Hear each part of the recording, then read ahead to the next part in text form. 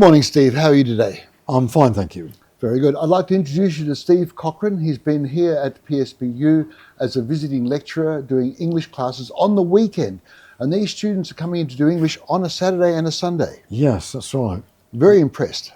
Yes, it is. When you bear in mind the students are studying all week, and some of them have actually got part-time jobs as well. Yep. And then on Saturday and Sunday, they come by their own volition to extra classes, which they don't have to do, to study English, when they could be playing football or fishing, Yep. or staying at home and cooking and doing Yep. whatever they like to do.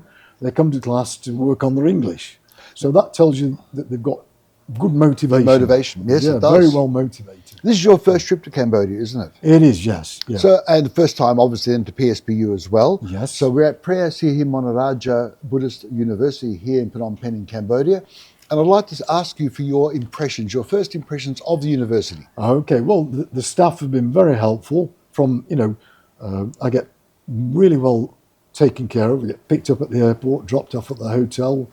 The staff are very friendly and helpful. Mm-hmm. I've been wined and dined, of course. Oh, very good. Yeah. And so I've got no qualms about that. Everybody's very friendly and helpful. Even down to getting the classroom set up. There's somebody there with adapters and power sockets. Perfect. Everything. What about the students? Because that, after all, is the main product of university, is the students. Well, Asian students are very nice by nature, it seems to me. But they're very well motivated, these guys. And the level of English is surprisingly good. But it's the jigsaw puzzle, it's the framework's there, but there are big gaps in the picture. Right. I like the analogy of the jigsaw. Yeah, so I'm trying to finish the picture by completing the little bits that are missing. And that's really what I've got to work on. The problem at the moment I've got students of different levels intermingled. Yes. So, the person over here might have one problem, somebody over there's got another problem. So I'm trying to juggle. So it's almost a three-dimensional jigsaw. Oh, yes. Very much so. So if we focus for a second on puzzles and jigsaws and games, right? If you have games, you have rules and you have tips and tricks. Yes. Right. So if you're playing football, you learn certain kicks or whatever. Yeah. Do you have any tips or tricks for the students? You already said they're motivated. Mm-hmm. Anything they can do, because you're up here once a month, what can they do in the interim? What can they do in week 2, 3 and 4 before you come back? What I teach them in class, if they can practice to use that, like for example, this morning, I was teaching the students how to use compound sentences. Okay. And we've been doing that and putting it together in class, using very personal sentences. So life stories, things about themselves. One girl had got a bandage on her head. So what happened? Right. And eventually she got to put a sentence together. I slipped and fell and banged my head. Very so good. Now I've got to wear a bandage, So we're putting these things together. If you can make the language about you to start with, and then it becomes personal. It's got a meaning. Yes. The sentence has meaning to you personally.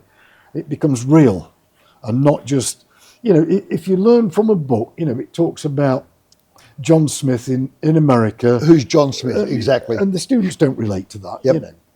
And so it becomes very personal. So I try to do that. And if they can practice that little technique of connecting sentences so that when I come next week, we can take it to the next level, I like that.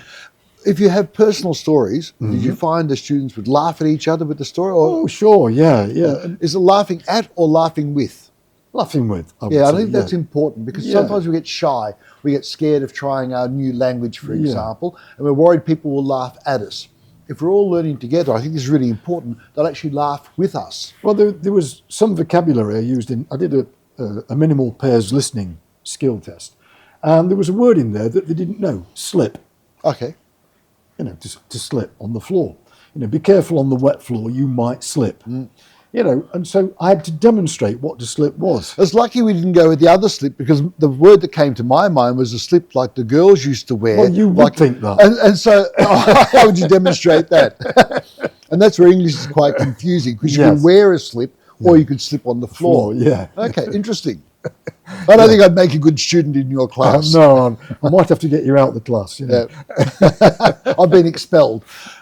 Steve, thank you so much. I know the university is looking forward to you coming up here. The feedback has been really great from the students. Well, that's nice. And I believe that if they can practice the things they learn in class, and try and practice, we'll get more resources for them, and that way hopefully we'll see progress over the next 12 months, and hopefully it's a sustainable project. Yes, hopefully, yeah.